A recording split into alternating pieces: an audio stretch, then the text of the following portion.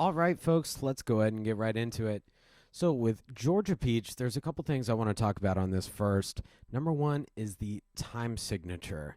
Now, it's always located at the very beginning of the piece, right after our staves, the treble and bass clef. There, we see kind of a fraction. It's 6/8.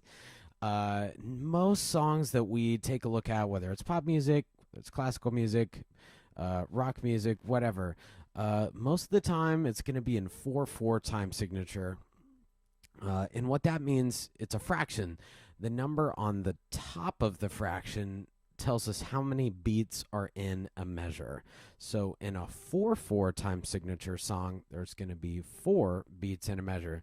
The bottom number tells us that it's the quarter note that gets the beats. There's going to be 4 quarter notes per measure. 1, 2, 3, 4, and then there will be a bar line. It's a way of organizing music, organizing rhythms to make it easier to read. Now, this piece is in what we call a compound time signature, and it's in 6/8. So using the same logic, the number on top is 6. That means there's going to be 6 beats in a measure. Now, here is where it gets a little weird.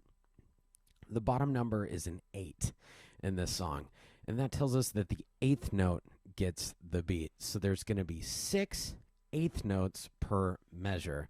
Now, in Georgia Peach, I divide them in groupings of 3 so that they're easier to read. You'll see groupings of 3 eighth notes. 3 plus 3, there is our 6, and then we'll see a bar line. A couple other things about this.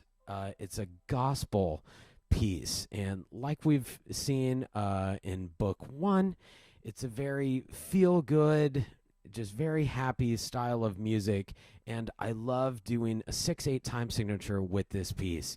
It's a very kind of triplety feel that gives it a nice rhythm that's very, I don't know, driving, and just it sounds great with it. And so when we're doing this, we're counting the eighth notes. 1, 2, 3, 4, 5, 6, 1, 2, 3, 4, 5, 6, 1, 2, 3, 4, 5, 6, 1. And so it will take a little bit of time to get used to that counting, but remember, we are counting the eighth notes, not the quarter note here. Another thing I want to talk about this piece is the articulations. I tried to be very clear with what articulations I wanted. There is a lot of legato markings, that curved line above and below the notes, connecting those. Those are going to be very smooth, very connected, very long, no breaks in the sound, sort of playing there. And to contrast that, we have a lot of parts where it's staccato, particularly on the chords, and it's kind of a more clipped sound. And so let me play that very beginning for you one more time. This is going to be legato followed by a short note. Legato and short. Now, take a look at that right in measure 3. We have a big chord with a small straight line right below it. And what that's called is a tenuto marking. And in music, tenuto marking means full length value, or, just a little bit longer. So we're going to do a staccato note right before that, very short, very clipped, and then long, and hold it for maybe just a tad longer than you normally would. You're looking for a very full, very fat sound with a PH there. Good. And then the pickups are going into measure 4, and we have 2 right here, and then we're going to cross under with a thumb. 2, 1, 3, and then here we have another grace note. We've seen a couple of those before. I'm going to put my 4 on this A sharp going to the B. And like we've seen grace notes before, there's a couple different ways you can play them. You can either quickly go 4, 5, or you can play them at the same time and then lift up on the 4. It creates pretty much the same sound. They're happening so fast that your audience won't really know which one you're doing. So total personal preference there. I would say the majority of the time in this piece, the texture is more of a right-hand melody, left-hand accompaniment sort of sound, where your right hand is playing our very song-like melody.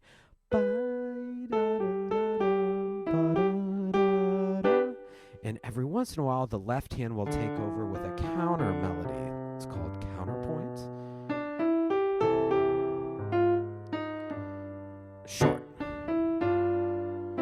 Pay special attention to those staccato notes, just like we saw in measure 2. One of them happens again right in measure 10. Let's see, moving on. Ooh, this is a pretty fun part that I love. That would be in right hand in measure 12. So that'll be 1, 2, 3, 4. Bring the thumb under.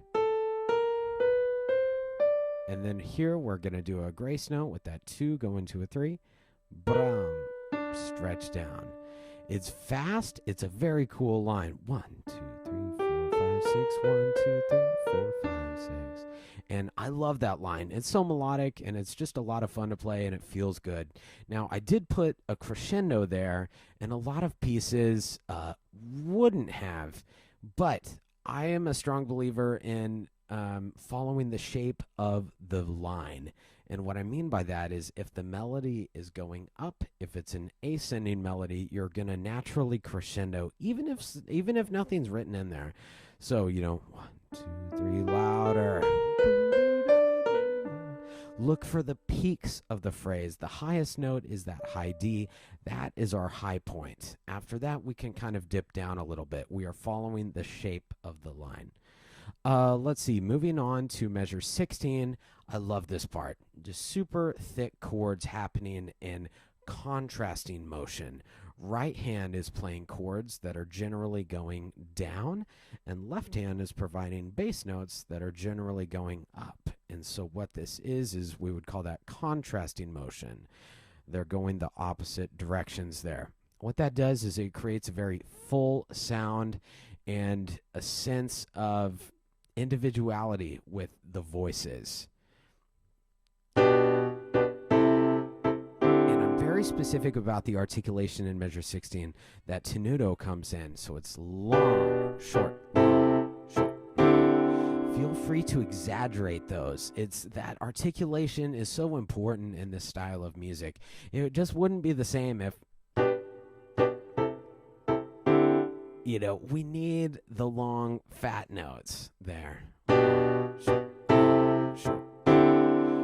I'm almost like kind of treating those also as a little accent. Short, long, short, long. It's so fun.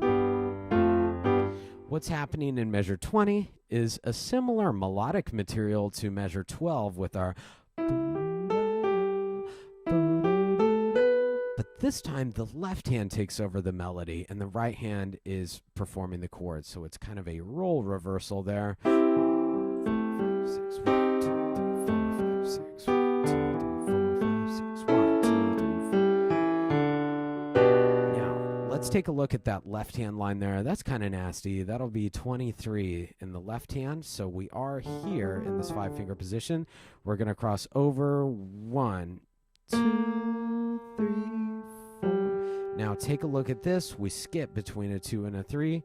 And we skip to that 5 right there. And so slowly 1, 2, 3, 4, 5, 6, 1. And that allows us, if we open up the hand a little bit more, we can hit just a wider range of notes while still kind of keeping to our 5-finger theme. And it's a very cool line once you get it down. 1, 2, 3, 4, 5, 6, 1. And then take a look at that. 24. We've seen that material before. It's right there in 16. Again, very exaggerated articulations. Now we're going to jump up, and this is my favorite part. It's such a cool, unexpected note there. Tension, resolution. And then here in 28, this is actually the exact same thing as measure 16 and 24. The only thing that I did was just take the left hand down an octave, and it totally gives it a different feel there, even though musically nothing's really changed. And then right in 30, we have our intro again, but this time everything is up an octave and we finish it out.